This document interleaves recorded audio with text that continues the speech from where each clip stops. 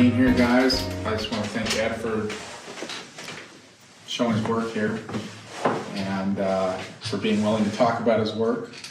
Some artists are more willing than others to talk candidly about their work and what goes into it.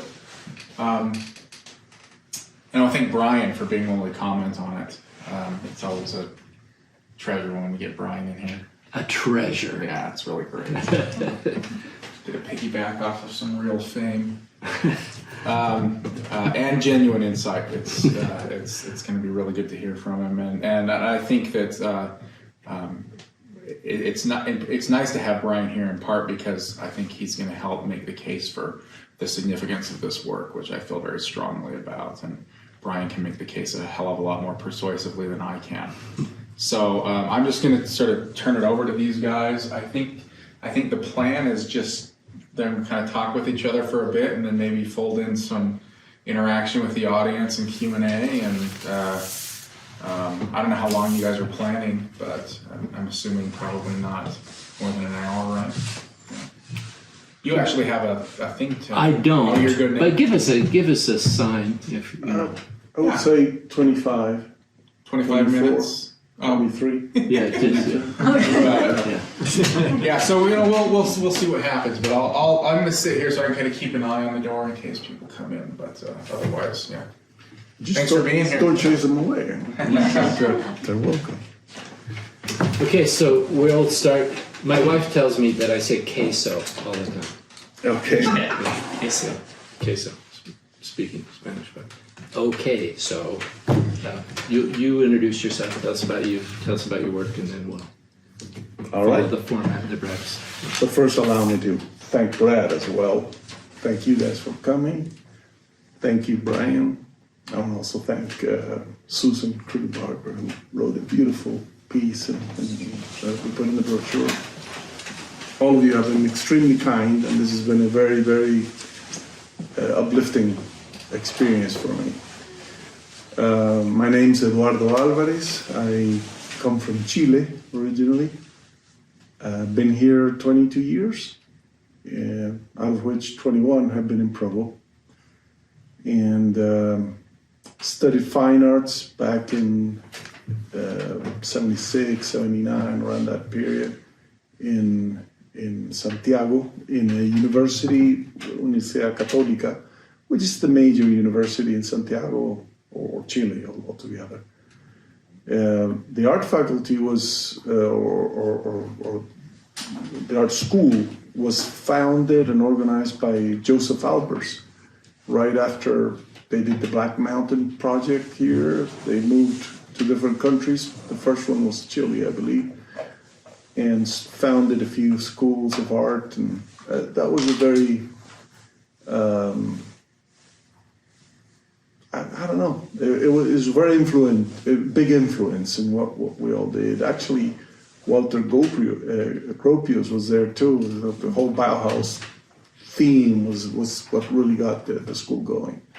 So I studied under some students of his, and it was very delightful time in terms of the people I met, including my wife. She's an amazing artist and the love of my life. And but many of our generation of our student friends or whatever have made it big time in the art world in Chile and internationally. I think it was primarily because a few years earlier, in '73, Chile went through a military coup, and we were under military authoritarian government for 17 years under Pinochet. Trolling times. I personally didn't experience any of it, really. We lived in a more secluded, isolated, or privileged environment. And they had real control of the media. So everything was being told entirely different what was going on. However, truth percolates. And particularly in those years, as I was studying art, I became aware of what was really going on, and it had a huge impact on what I was doing. Art-wise, I've always been fascinated by texture. I think my heroes of the time were basically most of the informalist movement in Europe, particularly those who used matter. I really struck like Jean Fautrier or Dubuffet, particularly Antoni Tapies from Spain, Barcelona. He's an amazing artist. Manolo Miralles, and some of the Italians from the Art Povera, like Michelangelo Pistoletto or Lucio Fontana, who's actually Argentinian, but still it's more known as an Italian artist. And particularly Alberto Burri, who used a lot of soft cloths and materials that I've incorporated myself. So all of that had a huge impact on me. Some of the American abstract expressionist movement as well. And later on, another hero was Robert Rauschenberg, who visited at the time I was in Chile and studying and did some work. He had moved on from the combines, so he started doing more silkscreen, which was kind of the stronger side of the school. It was very etching oriented in general.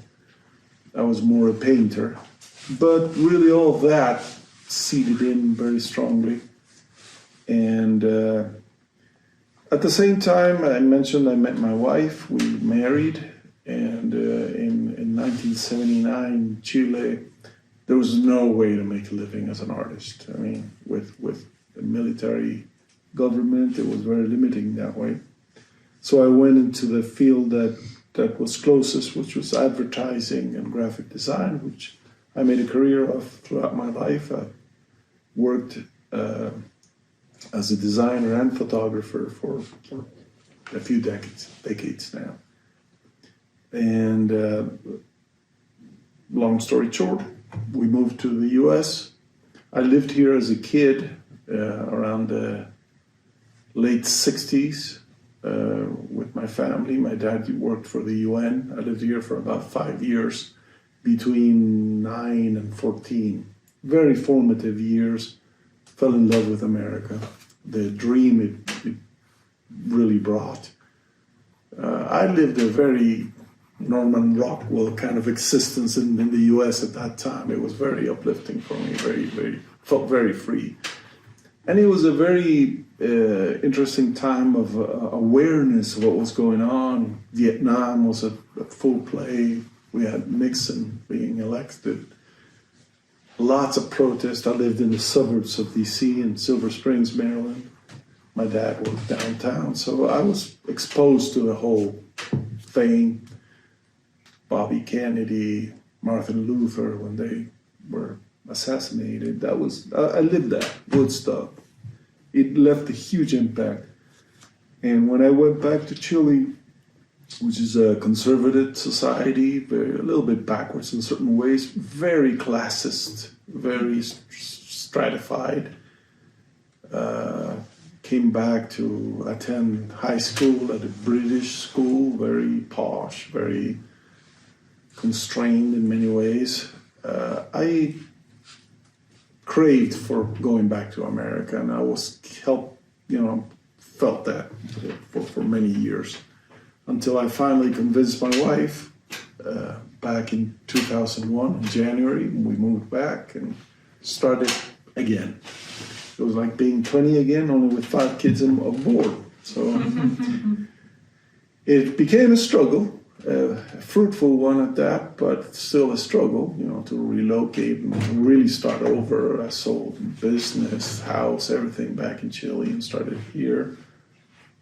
After our path, after a few years, became citizens and realized that dream of America, but I had not been able to really refulfill the dream of actively engaging with fine art until things started changing, and the language I started hearing on the news, particularly during the run-up and in 2015, there were things that were dissonant to me and reminded me of what I had lived for or witnessed many times in my home country, and that I needed something to bring out, and that's when I started working in this body of work.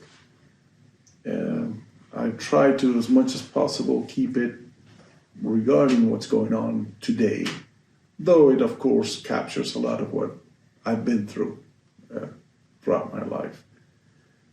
And I don't want to bore you anymore about my life. Let's see where we can go from here. Okay. Well, that's not boring. Yeah. And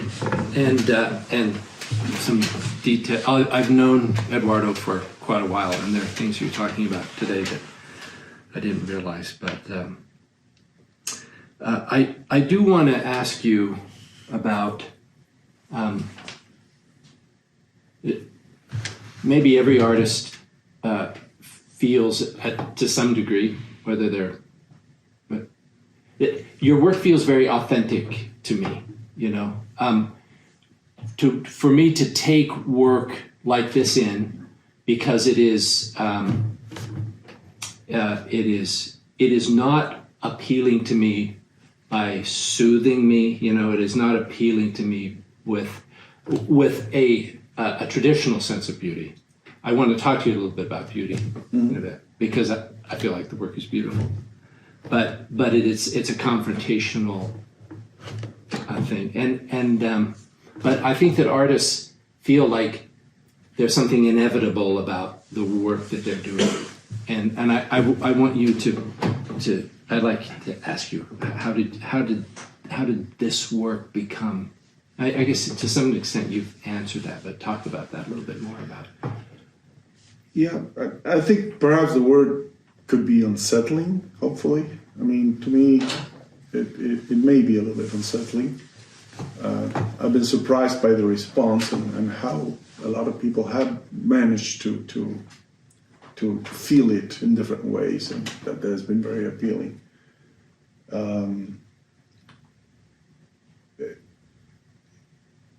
I think these are unsettling times. These have been.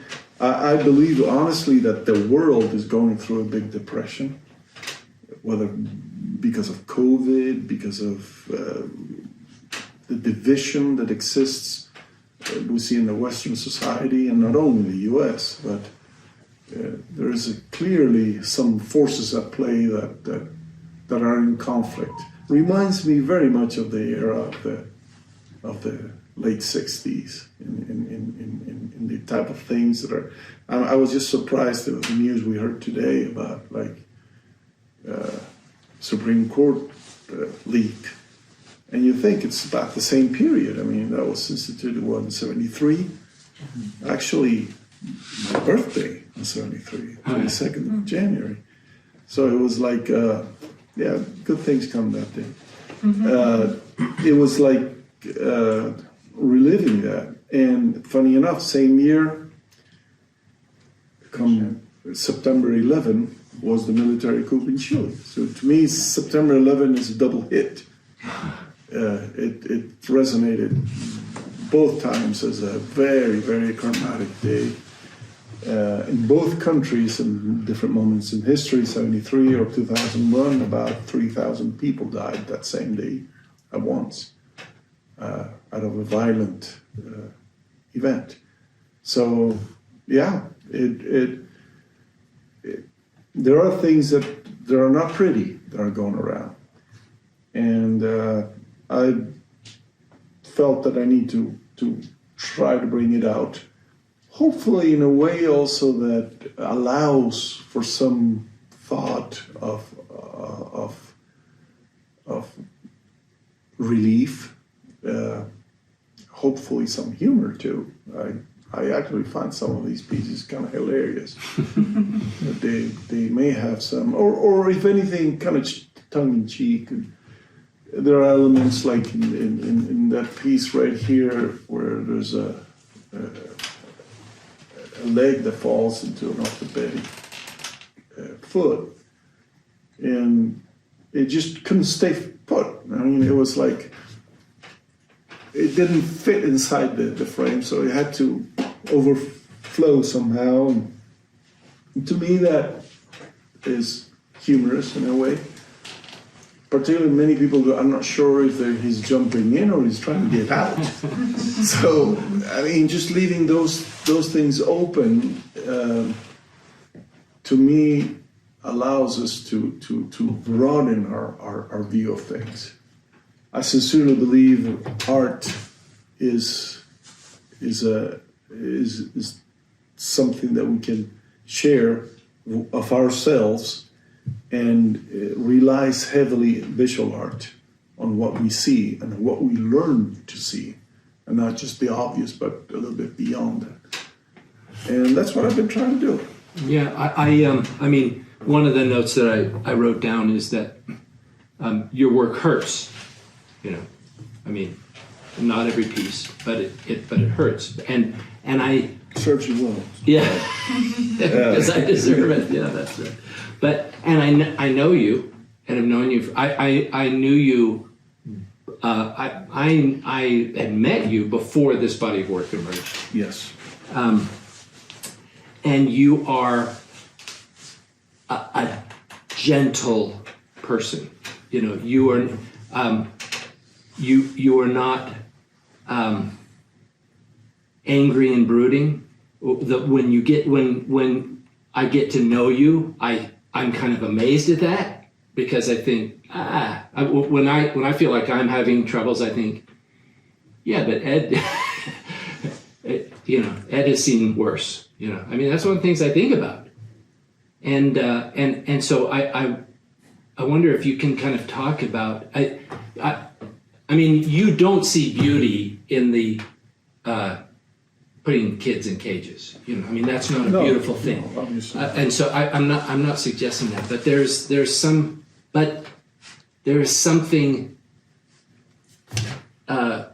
There is an affection that I need in order to be allowed into any work, let alone work that kind of hurts me. And I mean, I don't know how much of that is intention or that's just how it emerges, but I think it does have some. You're a lovely man, and so I can trust you to hurt me, you know. Okay. And I just wonder about if you think about that. And I'll address that. By the way, we do know each other for quite a while already, and it was funny because we met at a time that I was very absorbed in work and things like that, and didn't have that many friends at church. And one day, Brian calls me up and say, "Hey, I'm your home teaching companion. We should meet." Sure, who are you? I mean, Brian Kershisnik. Sure, I didn't know. Brian. That's the wonderful thing about being the famous Which is some artist. of the I love about it is the fact that he is famous, but I didn't know him as famous. And he happened to say over the phone, "Well, yeah, I'm a painter. I'm an artist." "You are?" And say, "Well, I studied fine arts too." And so we immediately connected, made friends, and I thought, like, yeah, he's an artist. I just didn't know he was Brian Kershisnik. Right? I don't even know him. And I didn't even discover that after we had become good friends, started home teaching together, made a good team, had a lot of fun. But it was more walking around town together at times when people would stop by and say, "Are you Brian Kershisnik?" About the fifth time I realized, this guy really has it going. It's a little blonde. Yeah, tell me about it. His work has always fascinated me, and I'm happy that it's that way. It's recognized as such in this community, because I think there's a real need of that in the community in regards to art in general and the opening. Now back to the suffering part. I think it has to do. It's like Le Petit Prince, the little prince at one point talks to a fox whom he very painfully domesticates and makes it his friend. And once they're together, the fox says, "I'm going to be so sad now when you leave." I was like, "Well, why are you saying that?" "Yeah, I mean, I shouldn't have domesticated you. Okay. No, he said, it's fine. I'd rather be sad. Because every time now I look at a field of wheat, it will remind me of you and your hair. And so basically the fox kind of muses about the fact that if we don't care, we don't feel. And caring often leads to hurt. I think there's beauty behind hurt. There is, it's part of life. It's part of what we do. Yes, these are ugly events. There's still beauty in them. There's still hope. There's a little piece back there that's a lamb, which is one of my dear pieces. The prodigal lamb. The prodigal lamb.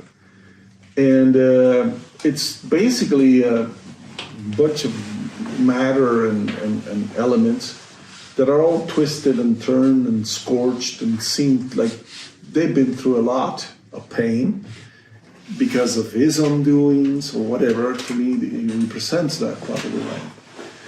But I made sure to paint that behind it was this red glow. There's still hope. There's still a way back. And I think that's what life is. It's horrible what happened to these kids. However, they can still make an amazing life out of themselves. They'll have to overcome a lot of weight.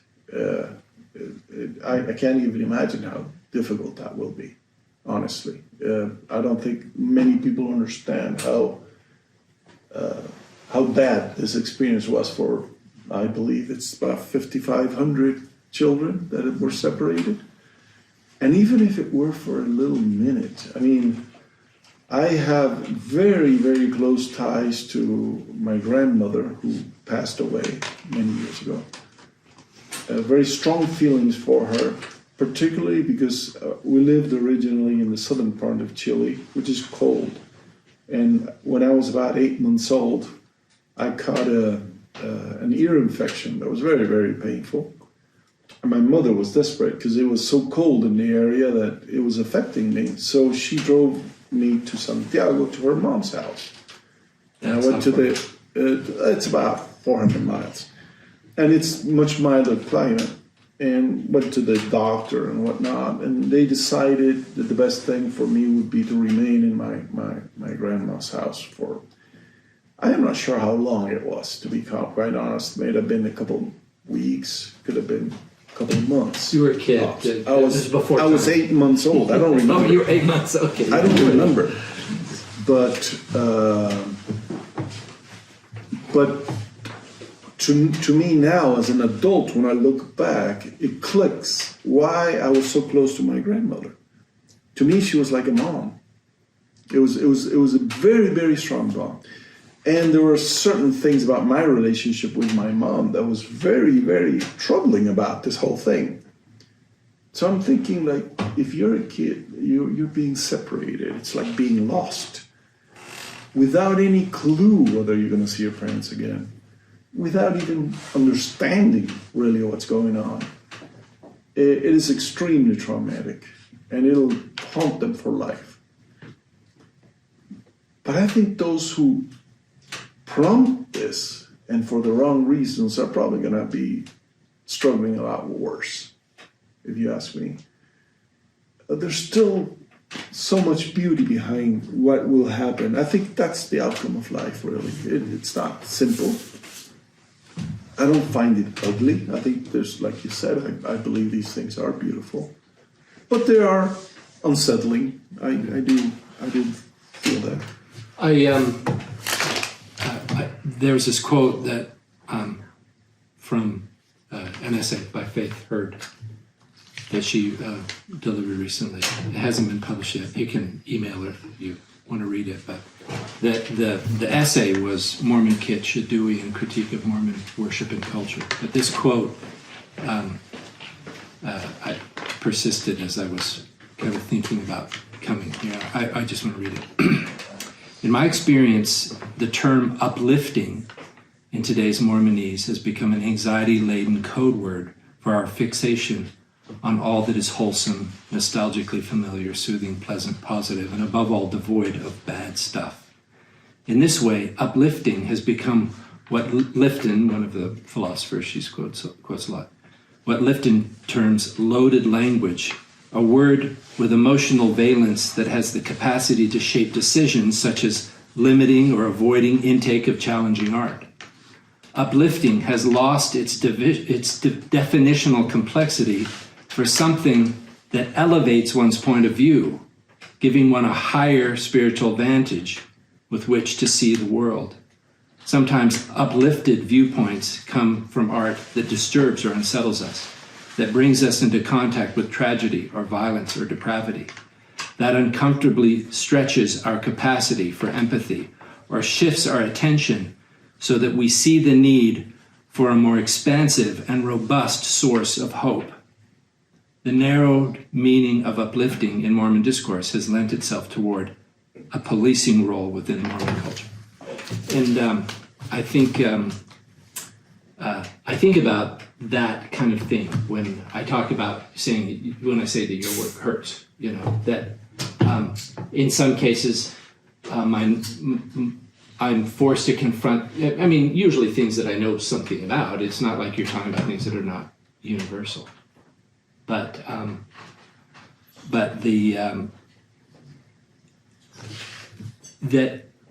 that humans need a more robust source of hope means you have to have hope in the presence of really hard things. And if you haven't experienced hard things, you will, And I feel like you have kind of translated on many fronts in your life really hard things into, you've delivered them in a way that hurts me, but like I say, I still trust you to take me into those dark rooms to help me that I can see the world from a higher vantage point, see more, rather than just uplifting, meaning it scratches me behind the ear, so I start kicking my leg, that it's uplifting is to actually let me see things more clearly. So, anyway. That's very kind of you in the first place.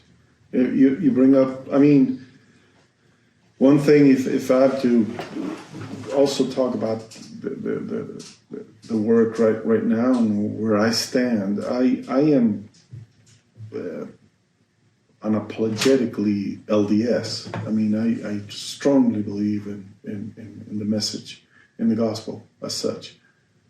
And at the same time, I am extremely disappointed with what Mormon culture is like. I honestly have little regard for it. I feel there's a sense of, it's presented in a much more elegant way here, but which I've always felt is like whitewashing. Everything has to be toned down. This is very special. There's lack of strength behind some of that. I think it's a weak point that we have, and it can happen. It's understandable. I'm not trying to be critical in a way that threatens, or I feel threatened by it. It's just I just can't abide with it. I can't run with the same story. I think we need to broaden a little bit more of our scope, and I hope to do that. And what I'm trying to do is basically try to open doors rather than feel that I need to shut it on anybody's face or try to say it's never been hurting in a way of saying I reject you or I criticize you. On the contrary, I embrace the church. I embrace the leadership of the church too. But I always quote my friend here, and I remember him saying it many times. When we were in some conversation, I can't remember, with some convert or member, that you had heard, and Brian said, Catholics think the Pope, whatever he I'll says. tell you what I quote. I'll tell you the quote. Okay. That the Catholic doctrine is that the Pope is infallible. Correct. But the Catholic membership don't really believe that. And the Mormon doctrine is that their leaders are not infallible. But the membership of the church don't really believe that. That's exactly it. So, and I think it's so true. I mean, like an example, simple one, so as not to be. I get, for instance, a leader. I can't remember who it was. I think it was an apostle, or maybe even a president of the church at the time, who mentioned how much good it had done to put a picture of the temple on a room inside the house. It was uplifting, and I find that, yeah, it could be, and it's great, whatever.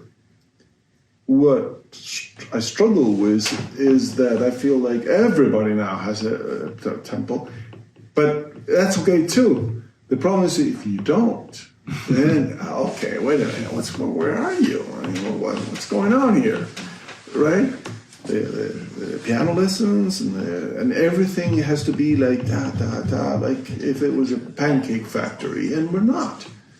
We're people. We have our own personal expression, ways of dealing with different things and struggles, and unfortunately, I think many people think there's just simple recipes. I was one of them, but by the way, I was, as a convert to the church, I joined when I was 21. Right at the time I married, and I raised my kids within the church in a very, very structured manner as I learned. But through time, it started troubling me, some of these things, and through later time, they started troubling me, my kids actually, because of what we had done that way, and it's been actually a difficult relationship because of that. I wish I had been more visionary at the time to understand that there are certain things that are okay, even though they're not mainstream. It's not what people are eager to receive or not. It's okay. And we have to be more inclusive.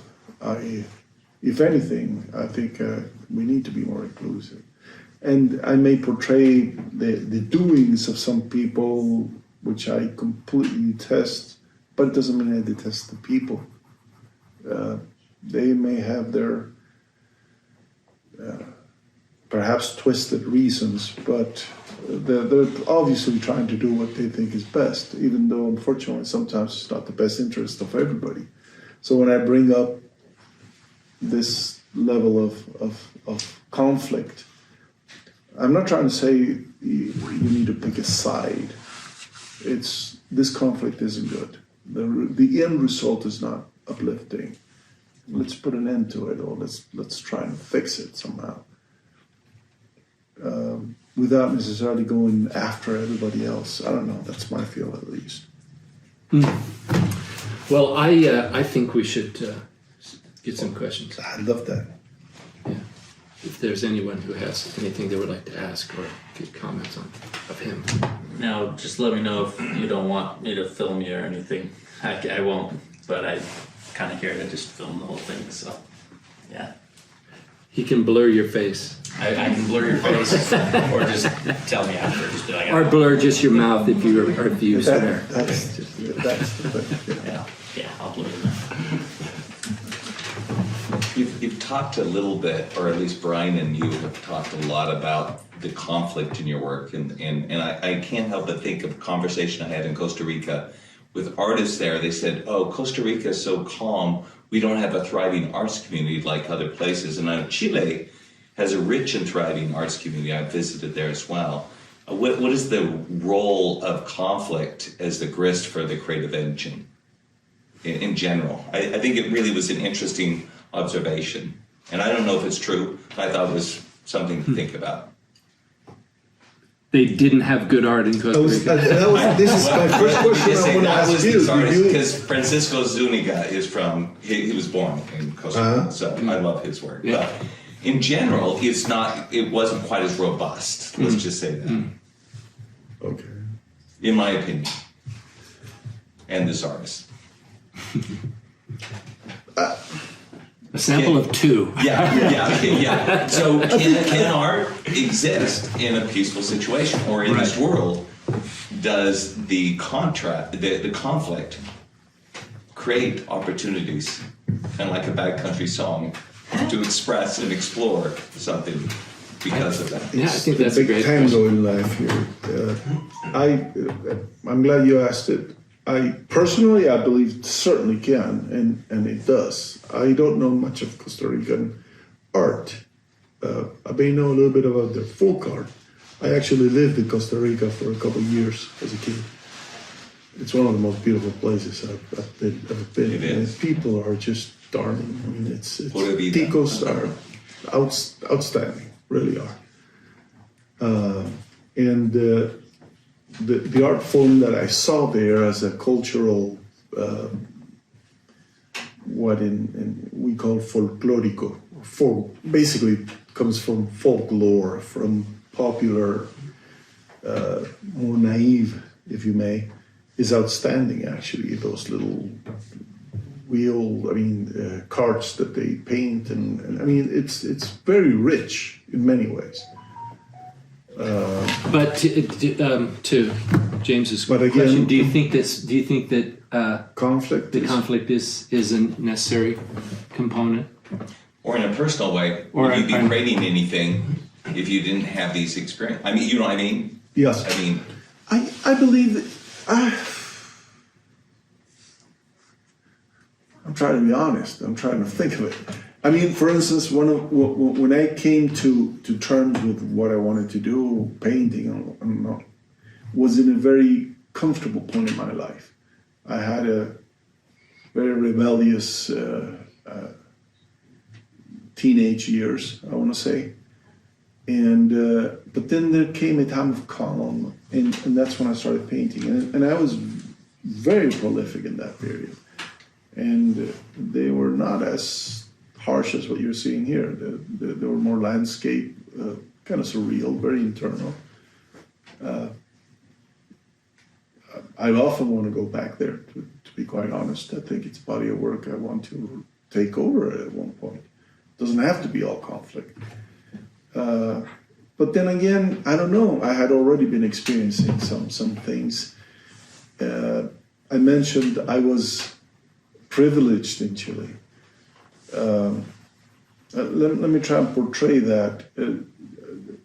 The British high school where I was the elite I had senators who were schoolmates of mine, and the main company owners in Chile. And Chile is a very prosperous country right now, still are my good friends, And we were in that little idyllic world where we weren't seeing any. I mean, you would hear news like, down in, I don't know, wherever, in San Miguel,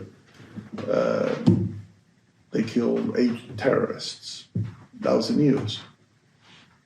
Nobody told you that they had raided 4 blocks, gotten everybody out in the middle of the night, had them walk on their knees for about a block or whatever, and executed 8 people. The reality was harsh and different. I wasn't exposed to that, but it still sounds good. So I started painting these blobs that were textured, very colorful, that became like mountains. It was kind of a landscape. And quickly it evolved into the same things, but surrounded by wire, like, lost the term here. Alambre de púa? Barbed wire. Barbed wire, thanks. That's it. Lost it for a second.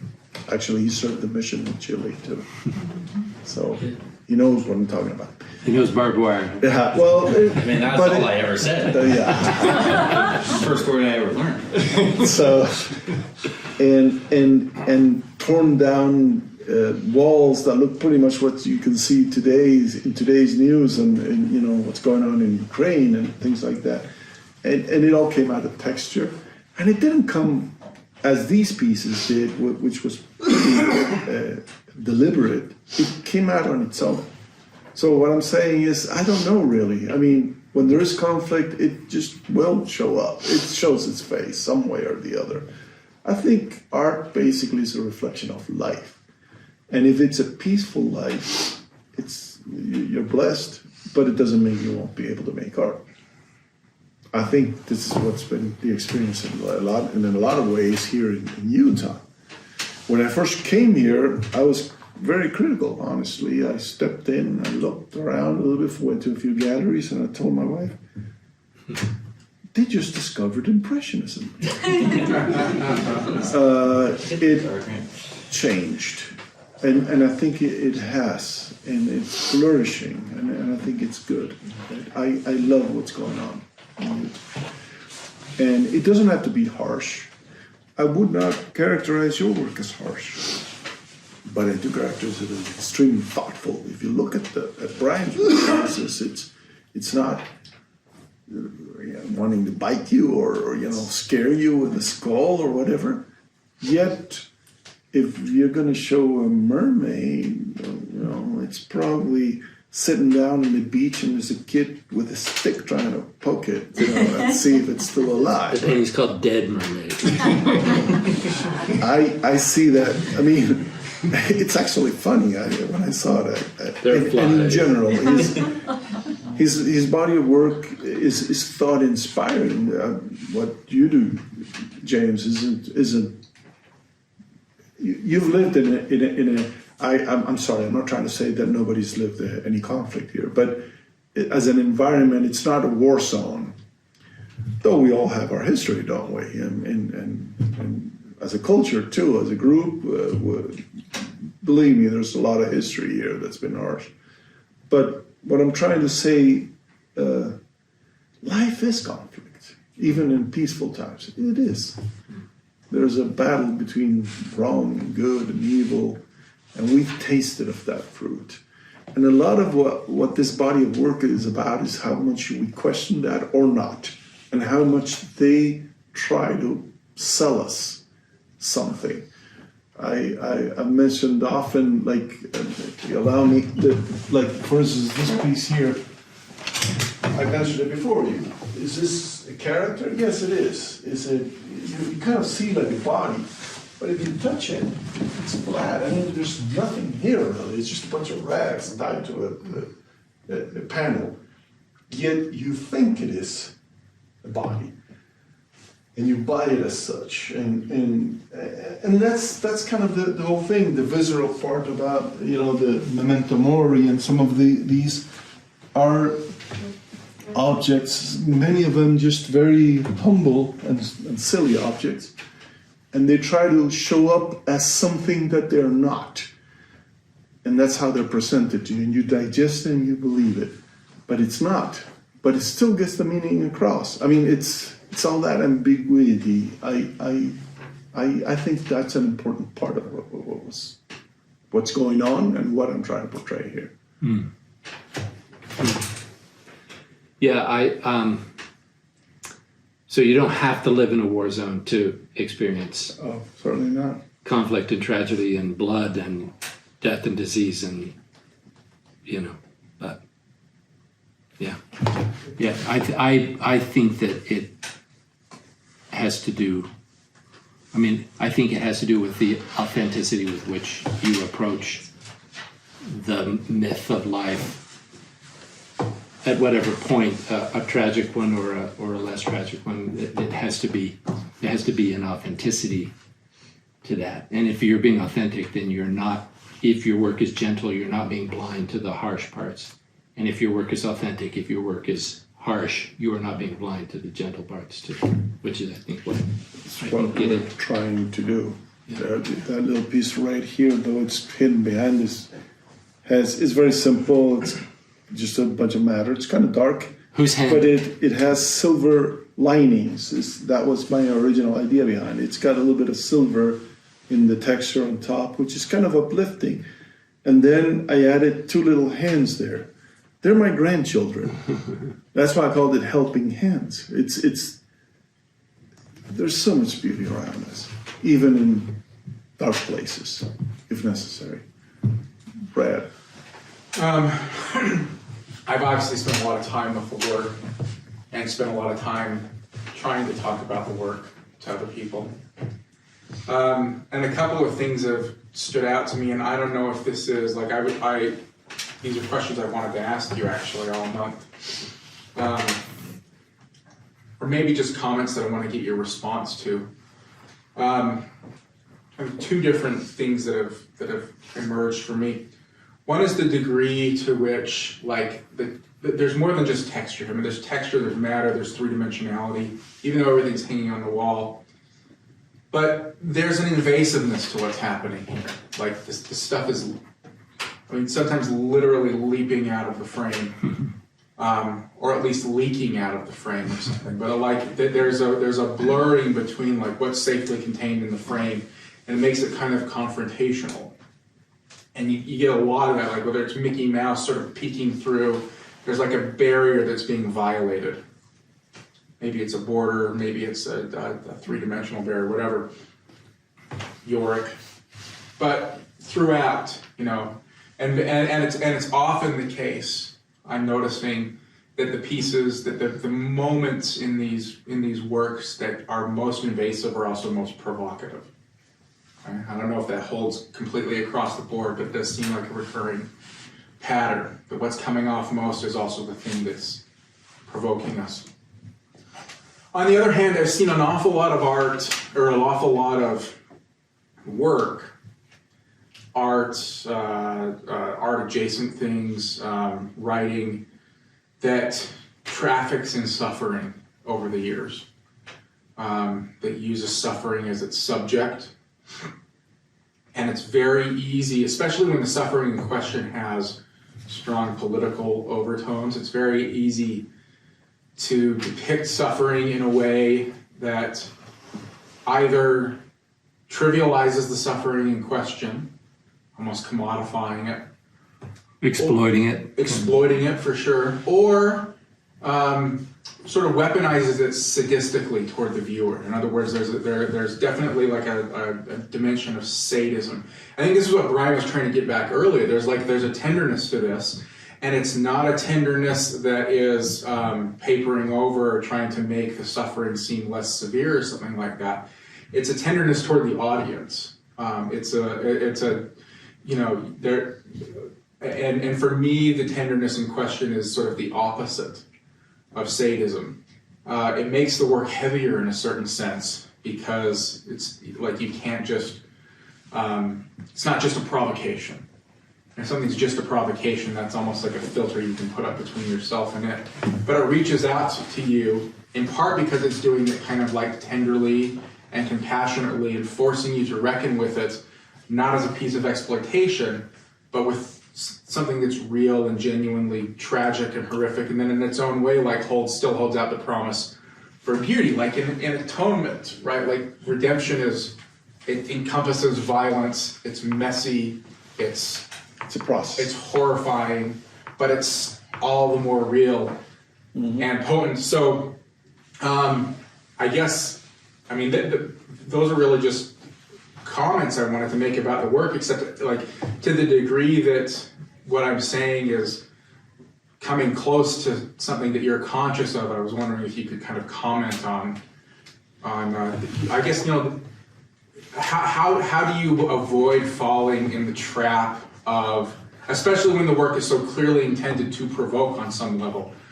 how have you avoided the trap of falling, or have you avoided falling into the trap of, again, either just kind of like sadistically trying to manipulate us, or kind of cynically exploiting the violence or the suffering in question? That's a tough one in terms of, I don't know if it's been planned that way, that mindfully. I mean, part of it, Brian already answered. You're a good man. Like, you're a good person. You're a gentle man. But like, you have to think about this Brian stuff, is kind, and yeah, and he can. He made me say this. Yes, he gets well paid for it. No, I don't know. Honestly, the level of reveal, whether it's going to hurt or not, it's not something I consciously am working on. I think it's as authentic as I feel. I think maybe if there's some restraint, it's because of how much I can bear. Yeah. This piece here, for instance, was the first of these three that deal directly with the separation of children. And I remember just a couple days earlier, before I started that piece of work, I saw a video, a newscast, and then they had a recording of a child crying out for his daddy, in Spanish. And I just couldn't stop crying. And I could hear the few things the child was saying, and regardless if they had a Central American accent or whatever, I could clearly understand every word he said, his feelings, and I could feel it's like one of my kids when they were crying or little, and daddy, whether it's because they dropped a toy or what, it's still there in despair. It's truth. For them, it's the big deal at that moment. This child was that way, and just the fact that that it's for real, that he's really in for something bad. It's like when I watch people crying from the effects of the war, of what's going on in Ukraine, it really breaks my heart. Because, and yet I could see a very violent movie and be okay with it. Because, it's a movie. No, these people are really going into something that is harsh. It's going to take years and years and decades maybe of healing to overcome it, or to be able to perform almost in a normal way. And it can be horrifying. So I don't know, honestly, how that's been, what level of restraint has been put in there. It makes me think of Matthew Barney and his restraint model in art, and in the Cremister series, that was his whole play the whole time, ascending, descending. And I don't know, I think it's a little bit more intuitive. Well, I don't know if that answers the question. Maybe you have the answer. Well, no, I've got it. Yeah. There you are. One thing is that I feel like in a lot of work that is maybe exploitive of tragedy, and to some degree, this work is not everything Eduardo has done his whole life. This is all fairly recent work. Yeah. And it might be more tragic than we'll see what happens from here. But one thing about it is that in graduate school, I saw a lot of violent work, a lot. And I was this little guy, who wasn't making violent work and having to defend it. But I feel like in looking at that work and in criticizing that work, I felt like I had to feel like the artist loved the subjects and loved me. Yeah. I had to feel that too. You can feel that with that work. You can feel that's it. That's why I can see this. Mm-hmm. If I'm going to get criticism from somebody, I have to feel like they love me if it's going to do any good. Yeah. And I feel like looking at some of these difficult circumstances, that Ed is here at my shoulder saying, look at this. He's telling you something really hard. He's not back there saying, you idiot. He's saying, yeah, we need to realize we live in a world that also has this. Yeah. And I feel like like I said, I feel like I'm at his shoulder, not at the end of his pointed finger. It's a kind of compassionate provocation where he says, like, I'm here with you, but let's look together, brother. Yeah, and it hurts. Yeah. It hurts. And so anyway, I think that's one of the things that differentiates this work for me. Yes. Lori? So the author Harlan Ellison was once asked where he gets his ideas for his novels, and his answer was Schenectady, which is a city in New York, and is an absurd answer to that question, and pointed out how absurd it is to ask an author where they get their ideas. So I'm not gonna emulate that and ask you where you get your ideas, because that's not the right angle. But I am interested to know, to what extent to what extent can you access the response that you hope that the audience will have to a work while you're in the process of putting it together? Or do you kind of get into a flow state and just start using texture and pressed cardboard and plastic discs and you compose and then it kind of emerges? Or are you able, as you're working on, are there any of the pieces here where you could narrate for us, well, so here's what I was going for as I lay down the background and here's my intention. Are you aware of that as you're working? Or does it fade as you come to the finished piece? Tell us a little bit about that. Perfect. Yes, both things happen. Many of these pieces, we could go over some. I don't want to extend it necessarily, but were very thought out. Like I had an idea. Many of these, the titles were before the piece, and I was thinking of like, okay, I'm gonna do, and I kind of have it all figured out, and I start working on it. But very always open to chance, and you can see the type of thing I do. If something spills, rather than go and wipe it, I look at it first and see, well, I'm gonna keep How it, can you use that? and then I'll just put in some more, and all of a sudden, one piece may start in one direction and it ends up completely different. I think all of them do, but some to more or less degree. An example. That blue piece right there, it's called Memento Mori.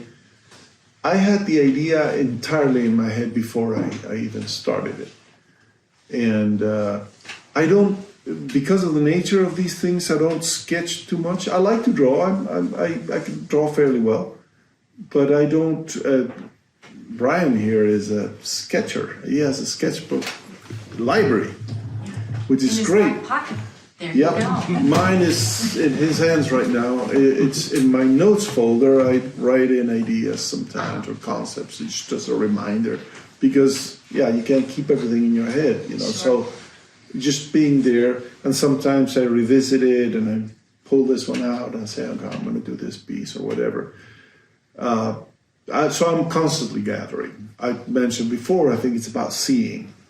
And I try to keep my eyes open, and that's what's allowed me to do, because I work full-time job and don't have that much time. But that doesn't mean that I'm always thinking of ideas and writing little things here and there. And so when I get to work at the studio, to me, is starting out usually with a purpose, but then there's a dialogue. Then the work starts talking to you. And it says, and it wants to go somewhere. It's like, my wife always teases me, she calls me the builder, because about every house I've lived in, owned, or even rented, I've kind of tripled its size every time, because I start extending somehow. Every time I visit, there's more. I can't avoid it. It's part of, and it's funny because I start doing something and all of a sudden I say the house has a life of its own, saying, no, I want to be green this side. You don't have to, so you kind of have to learn to understand its language and try to, that's how I feel. The pieces are just exactly like that. There's that little white, black, and green piece, Bull in the Shine Shop, was a very clear intent. I started working on it. The interesting part is halfway through it, it got me confused, and I wasn't sure, is it finished, is it not? I was kind of unaware, and I started working on other pieces as well, and it's like, I'm gonna hang it here, I'm gonna let it sit for a while. And it sat long enough that at the end I said, it's done. Though I wasn't sure. And it's funny because the response has been that it was done. When sharing it with the public. This has been for me an amazing experience, and I want to thank everybody. I mean, who's seen the pieces and has commented. Many people have reacted. That's all. What more can you want? I mean, that's it. And I often say, and I'll just have to say it one more time. To me, one of the most telling things, the opening night, a lot of people walking out. It was a art walk. Everybody was going, art stroll, and all of a sudden, a couple comes in with two little kids, 3 or 4 year olds, and first intention minds, hope they don't get scared, get skulls, and this now. They were in their element, and then other kids, and all of a sudden I started noticing they liked them. Oh, look at Mickey Mouse, and the most fascinating thing was a dialogue between two little girls standing in front of a piece, and one of them, probably about a year older than the other, 4 or 5 years old, explaining to the other one what the work was all about. And she was dead on. I mean, and other older kids, one came by and said, hey, I want to be an artist, what do I need to do? And what do you tell them? 6 years.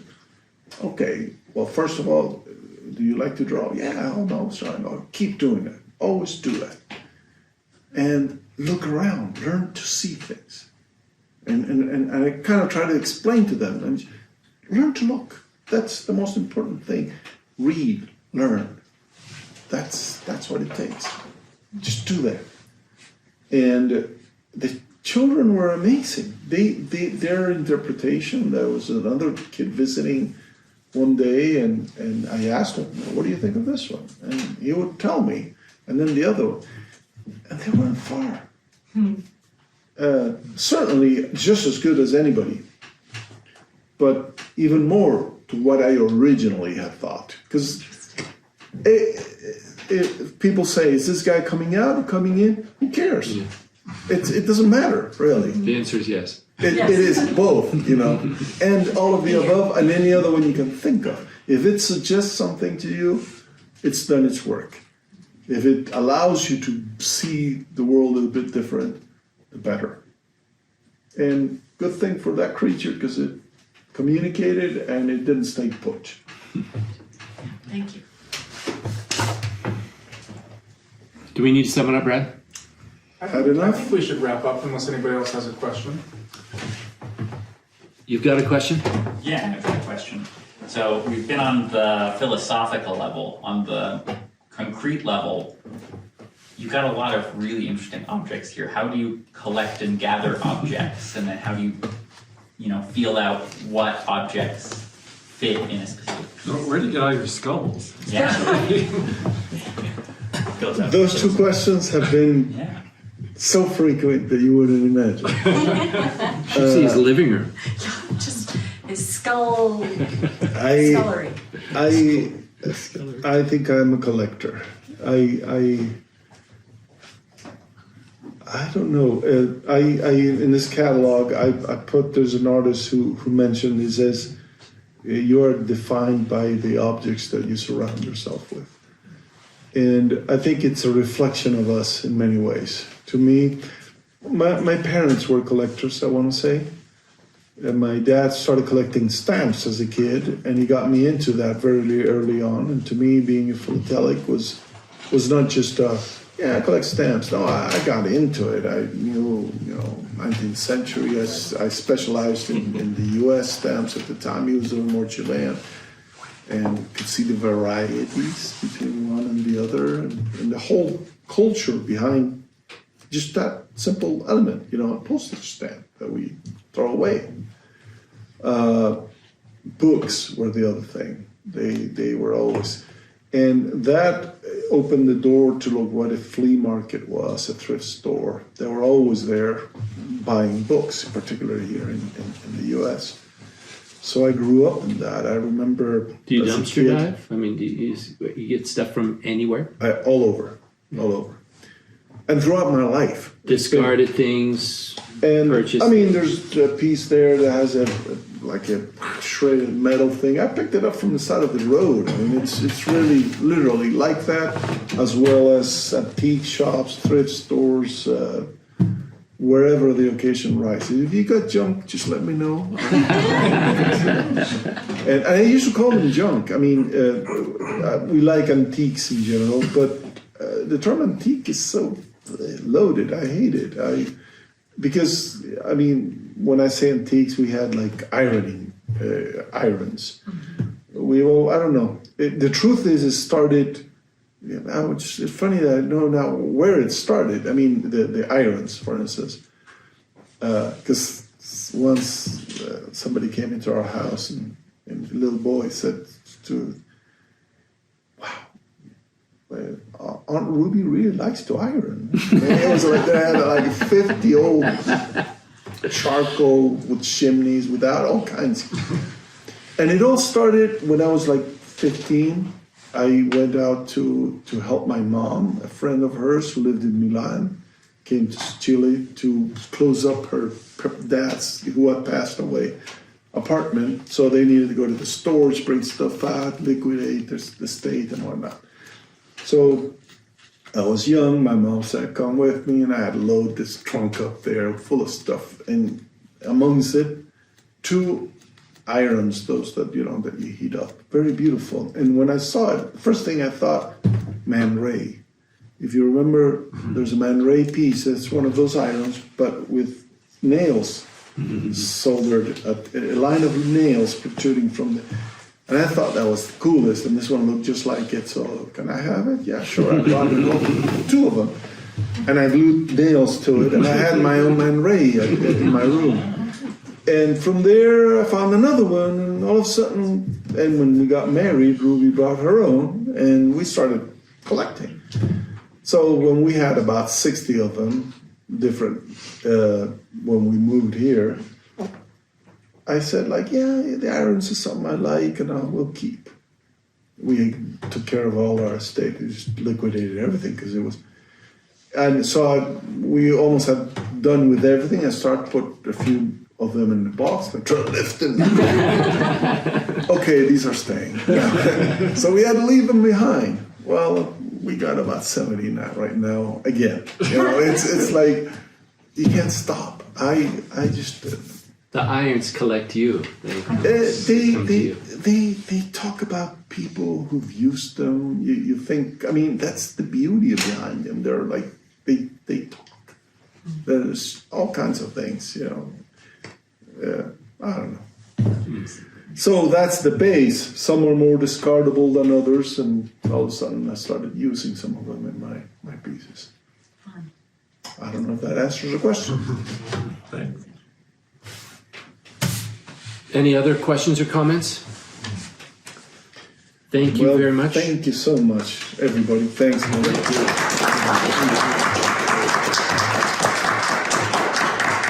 And thank you, Brad. Thanks, guys. I really appreciate you being here. And thank you. It's amazing having you out here. Cool.